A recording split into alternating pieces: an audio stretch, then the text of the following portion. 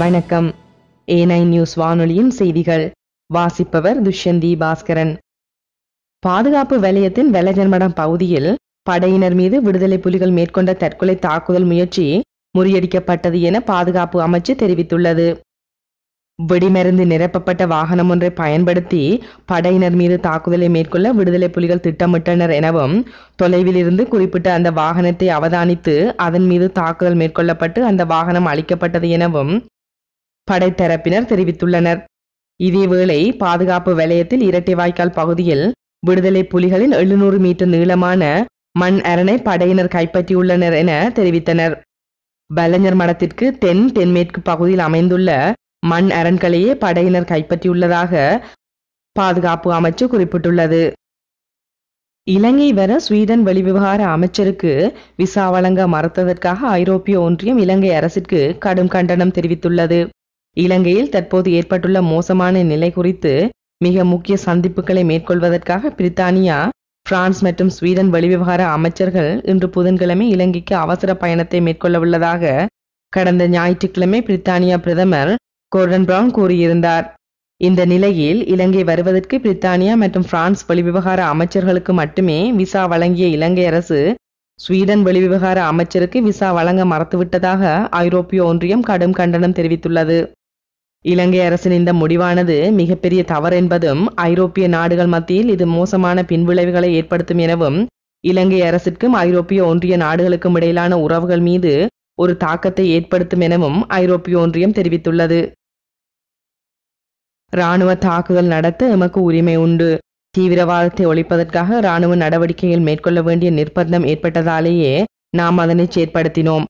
அது குறித்து எவரும் கேள்வி எழுப்ப முடியாது. கொழும்பில் நடைபெற்ற சர்வதேச தொழிலாளர் அமைப்பின் 90வது ஆண்டு விழாவில் பேசிய போது ஜனாதிபதி மஹிந்த ராஜபக்ஷ இவ்வாறு கூறினார். அவர் இது குறித்து மேலும் குறிப்பிட்டதாவது, தீவிரவாதத்தை நமது மண்ணிலிருந்து ஒழிக்கும் இக்கட்டான காலகட்டத்தை நாம் வெற்றிகரமாக கடந்துவிட்டோம். உழைக்கும் வர்க்கத்தின் ஒரு பகுதியான நமது இராணுவத்தினர் வரலாற்று சிறப்புமிக்க அந்த பணியை நிறைவேற்றிவிட்டனர்.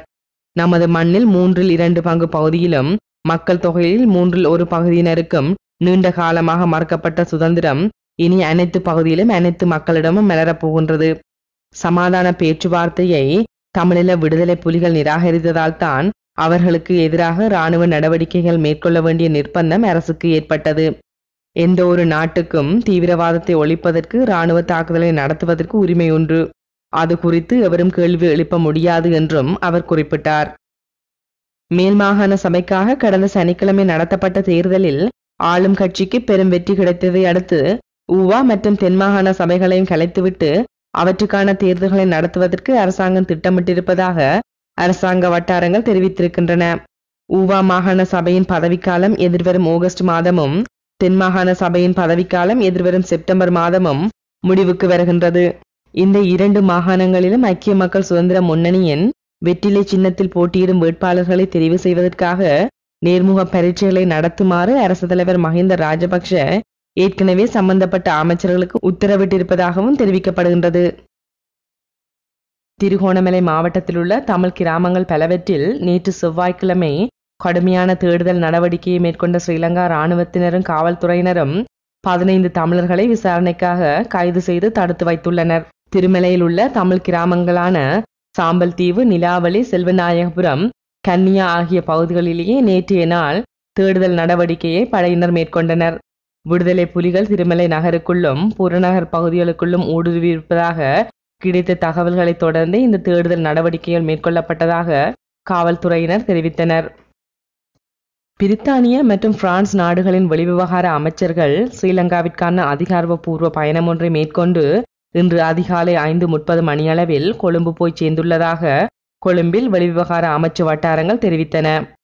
இன்று புதன்கிழமை காலை 5:30 மணிக்கு பிரான்ஸ் நாட்டின் சிறப்பு வானூர்தி ஒன்றில் கட்டுநாயக்கா வானூர்தி நிலையத்தை வந்தடைந்த பிரித்தானிய வெளிவிவகார அமைச்சர் டேவிட் மிலிபேண்ட் மற்றும் பிரான்ஸ் வெளிவிவகார அமைச்சர் பெர்னார்ட் குச்னர் ஆகியோர் தூதரக மற்றும் வெளிவிவகார அமைச்சு அதிகாரிகளால் வரவேற்கப்பட்டு கொழும்புக்கு அழைத்து வரப்பட்டனர். கொழும்பு சென்றுள்ள இரு வெளிவிவகார அமைச்சர்களும் இன்று வெளிவிவகார அமைச்சர் ரோஹித போகல்லாகம மற்றும் அரசு தலைவர் மஹிந்த ராஜபக்ஷ ஆகியோரை சந்திப்பதற்கு திட்டமிட்டிருப்பதுடன் வவுனியா சென்று இடம்பெயர்ந்தவர்களுக்காக அமைக்கப்பட்டுள்ள முகாம்களையும் பார்வையிடுவார்கள். அதேவேளையில் பிரான்ஸ் மற்றும் பிரித்தானிய வெளிவிவகார அமைச்சர்களுடன் இன்று கொழும்பு வருவதற்கு திட்டமிட்டிருந்த ஸ்வீடனின் வெளிவிவகார அமைச்சர் கார்ல் ஃபில்ட்டுக்கான உள்நுழைவு அனுமதியை வழங்குவதற்கு ஸ்ரீலங்கா அரசாங்கம் மறுத்துவிட்டதால் இந்த பயணத்தில் அவர் இணைந்து கொள்ளவில்லை. மே மாதத்தில் அவருக்கு கொழும்பு வருவதற்கான அனுமதியை வழங்க ஸ்ரீலங்கா அரசாங்கம் முன்வந்த போதிலும் அந்த அழைப்பை ஏற்று தான் கொழும்பு வரப்போவதில்லை என ஸ்வீடன் வெளிவிவகார அமைச்சர் அறிவித்திருக்கின்றார். கொழும்பில் உள்ள ஸ்வீடன் தூதுவரையும் அவர் ஆலோசனைக்காக அழைத்துள்ளார். தமிழீழ விடுதலை புலிகளுடனான போரில் ஈடுபட்டுள்ள படையினரின் குடும்பங்கள் பிரித்தானியா மற்றும் பிரான்ஸ் நாடுகளின் வெளிவிவகார அமைச்சர்களின் வருகையை எதிர்க்க வேண்டும் என தேசிய சுதந்திர முன்னணியின் தலைவர் விமல் வீரவன்ச அழைப்பு விடுத்திருக்கின்றார். வன்னியில் நடைபெறும் போர் தொடர்பில் அனைத்துலக சமூகத்திற்கு திடீரென்று ஏற்பட்டுள்ள இந்த அக்கறையின் பின்னணி என்ன என்பது புரிந்து கொள்ள முடியாத ஒன்றாகவே இருக்கின்றது எனவும் விமல் வீரவன்ச நேற்று செவ்வாய்க்கிழமை ஊடகவியலாளர்களிடம் தெரிவித்தார். தாம் பொதுமக்களை பற்றியே கவலைப்படுவதாக அவர்கள் தெரிவிக்கின்றார்கள். ஆனால் இதற்கான காலம் கடந்துவிட்டது. இதனையிட்டு அவர்கள் நீண்ட காலத்துக்கு முன்னர் பல்லாயிரக்கணக்கான மக்கள் கொல்லப்படும் நிலையிலேயே கவலைப்பட்டிருக்க வேண்டும் எனவும் விமல் வீரவன்ச சுட்டிக்காட்டினார். இப்போது மிகவும் குறைந்தளவு மக்கள் குறுகிய ஒரு நிலப்பரப்புகள் இருக்கும்போதுதான் அவர்கள் மீது அக்கறை வர வேண்டியதன் பின்னணி பற்றி கவனிக்கப்பட வேண்டும் என குறிப்பிட்ட விமல் வீரவன்ச ஐநாவும் அனைத்துலக சமூகமும் அவசரமாக போர் நிறுத்த உடன்படிக்கை ஒன்றை செய்து கொள்ளுமாறு கோருவதற்கு டேவிட் மிலிபேண்டின் உறவினர்கள் யாராவது போர் பகுதிக்குள் அகப்பட்டிருக்கின்றார்களா எனவும் கேள்வி எழுப்பினார். அனைத்துலக சமூகம் விடுதலை புலிகளுக்கு ஆதரவை வழங்குகின்றது.